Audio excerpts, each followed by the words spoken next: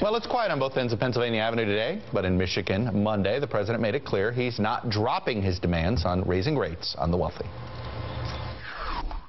Here's the good news. We can solve this problem. All Congress needs to do is pass a law that would prevent a tax hike on the first $250,000 of everybody's income. Let's bring in today's gaggle. Roll call. Shira Toeplitz, Politico's Lois Romano, and MSNBC contributor Maria Teresa Kumar, who is also the head of Voto Latino. Welcome all.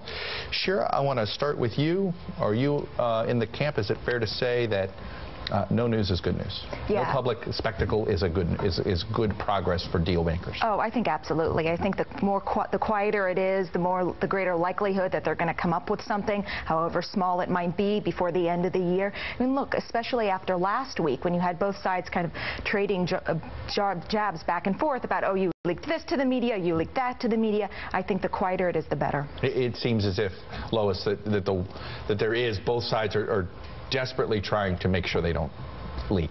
They're trying very hard, which is why, it's my understanding, they're not even sharing with other Hill people, other Senate leadership friends. No, and staff, very interesting. They're keeping it in a very tight circle of staff. And you see the posturing is down to a minimum now. I mean, even Obama yesterday just stuck pretty close to his talking point, which is we got to tax the rich, because he knows he's got the following on that. He's not, you know, attacking Republicans at large. Boehner's toned it down a few notches. I mean, you really just have Lindsey Graham over there shouting a little bit. But even that is only about it. Speaking of Lindsey Graham, let me play it. I mean, even he's being careful in what he says. Here's what Lindsey said. The game you're playing is small ball. You're talking about raising rates on the top 2% that would run the government for 11 days. You just got reelected. How about doing something big that's not liberal? How about doing something big that really is bipartisan? Every big idea he has is a liberal idea that drowns us in debt. How about manning up here, Mr. President? Well, and I keep reminding Republicans on this, is that the White House, politically, they can't be the ones to be proposing major entitlement reforms, because the base of the party will eat them alive.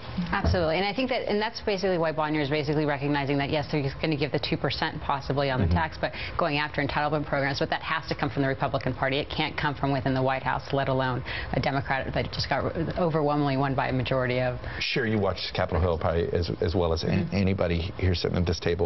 This David Price business, right, which is the one conservative who's Tom Price, excuse me, David Price, former North Carolina Congressman Tom Price, is floating the idea, or letting others float the idea, that he could challenge Boehner if the deal's not that good. Right, and yesterday he said he was not going to do that, but that said, I was surprised he didn't milk it for a little longer, because the other thing he's looking at is challenging Saxby-Chambliss in Georgia. And that so this could be part of that calculation. More about that, but Lori, Lois, I still can't help but wonder, watching even a Rush Limbaugh saying, hey guys, you have no leverage on tax rates. It was fascinating. Yes. Yeah, they don't have any leverage on tax rates, so all they can really do is try to work around. They can't get anything for tax rates, though, which is what somebody reminds me of with the White. They're not going to. So the question is, what can they get in return for something? What can the Republicans get? Yes, they have to take home something. They're going to lose this game 60-40. Right. 65-35. What's the 35? What's the win they can take home? Is it just holding the debt ceiling, the ability to control the debt ceiling still? I mean, if they hold it hostage, and then at the end of it, that's not a narrative that they want to own. I think neither party. They don't want to own it, but I think they can't afford to lose it. Right, but I think that's one of the reasons why there's, you know, that rumor that he's going to get that Price is going to challenge Bonnier, because at least they can go back. The Republicans can go back. The Tea Party Republicans can go back and say, we fought this, and we actually basically threatened the leadership because of it. I thought that's the minimum. I thought it was interesting. I had the two exiting lawmakers, the Macs. Connie Mack said something interesting, Lois, which was, he says, hey, go analyze that vote of the no's that went to yeses on TARP.